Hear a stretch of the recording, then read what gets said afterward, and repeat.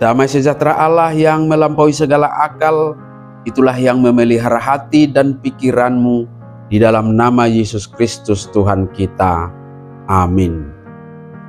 Shalom, saudara-saudara sahabatku terkasih di dalam nama Tuhan Yesus.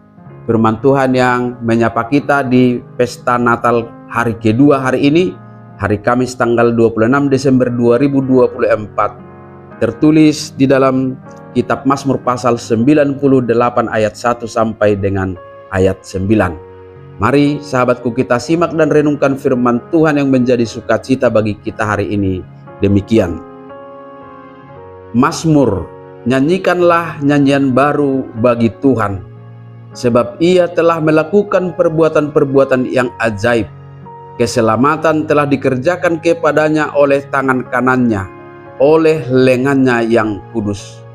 Tuhan telah memperkenalkan keselamatan yang daripadanya, telah menyatakan keadilannya di depan mata bangsa-bangsa. Ia mengingat kasih setia dan kesetiaannya terhadap kaum Israel. Segala ujung bumi telah melihat keselamatan yang daripada Allah kita. Bersorak-soraklah bagi Tuhan, hai seluruh bumi. Bergembiralah, bersorak-sorailah dan bermasmurlah. Bermasmurlah bagi Tuhan dengan kecapi dan lagu yang nyaring, dengan nafiri dan sangkakala yang nyaring. Bersorak-soraklah di hadapan Raja, yakni Tuhan. Biarlah gemuruh laut serta isinya, dunia serta yang diam di dalamnya. Biarlah sungai-sungai bertepuk tangan dan gunung-gunung bersorak-sorai bersama-sama di hadapan Tuhan. Sebab Ia datang untuk menghakimi bumi. Ia akan menghakimi dunia dengan keadilan dan bangsa-bangsa dengan kebenaran. Demikian firman Tuhan. Sahabatku semua di dalam nama Tuhan Yesus, hari ini kita diajak untuk merefleksikan perayaan Natal dari Mazmur 98 sebagai nyanyian pujian yang mengungkapkan kegembiraan dan rasa syukur kepada Tuhan atas karya penyelamatannya. Meskipun Mazmur ini ditulis dalam konteks sejarah Israel, pesan yang terkandung di dalamnya tetap relevan dengan perayaan Natal kita hari ini. Kelahiran Yesus adalah perwujudan dari penyelamatan Allah yang dinyanyikan dalam Mazmur ini. Sebuah mahakarya yang seharusnya lah dipuji dan dirayakan oleh seluruh dunia. Mazmur ini menyatakan alasan-alasannya. Yang pertama sahabatku, pujian untuk Tuhan yang telah menyelamatkan.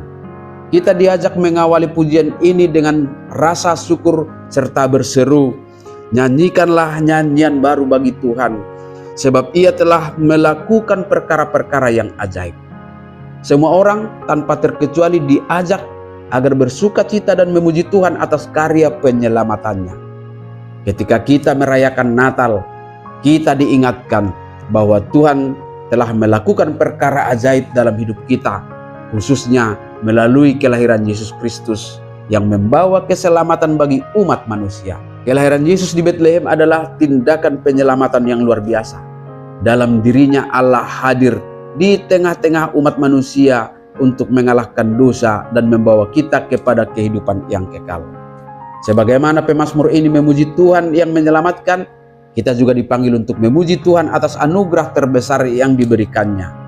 Kiranya setiap nyanyian Natal yang kita kumandangkan, yang menggema di dalam perayaan-perayaan Natal, menjadi ekspresi iman kita dalam menyatakan pujian dan kebesaran Tuhan. Alasan kedua sahabatku semua adalah memuji Tuhan atas penyertaan, kasih, dan kesetiaannya bagi dunia. Firman Tuhan dalam perayaan Natal hari kedua ini mengajak kita untuk bersorak-sorak dan bersukacita, memuji Tuhan dengan musik dan memainkan berbagai alat-alat musik sebagai ungkapan syukur atas kasih setianya. Tuhan yang telah menyelamatkan umatnya dengan tangan kanannya dan lengannya yang kudus adalah Tuhan yang penuh kasih dan kesetiaan. Inilah yang dinyatakannya dalam Natal kita hari ini. Tuhan menunjukkan kasih-Nya yang besar kepada kita dengan mengutus Yesus untuk menyelamatkan kita dari dosa. Dalam nyanyian Natal kita ungkapkan Allah datang ke dunia dalam rupa insan, bukan sebagai raja yang gagah perkasa. tetapi sebagai bayi yang lemah di palungan yang menggambarkan kelemahan kehidupan dunia ini. Dengan kelahiran Yesus, Tuhan Allah sungguh menyatu dengan kehidupan kita yang lemah, supaya kita melihat bahwa ketika kita percaya kepadanya, kita yang lemah pun akan sanggup menghadapi dunia dan mengalahkan dosa.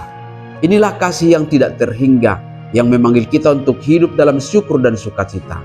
Dan alasan ketiga, sahabatku semua, kita memuji Tuhan karena kehadiran Yesus menjadi kabar sukacita untuk seluruh bumi.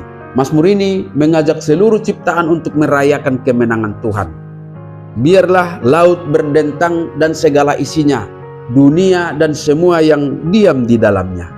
Baik manusia maupun seluruh ciptaan lainnya bergemar, bergirang menyambut kedatangan Tuhan.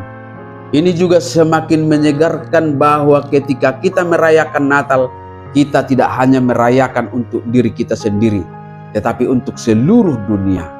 Kelahiran Kristus adalah kabar sukacita yang harus disampaikan kepada semua orang, karena Dia datang untuk membawa damai dan keselamatan bagi semua bangsa.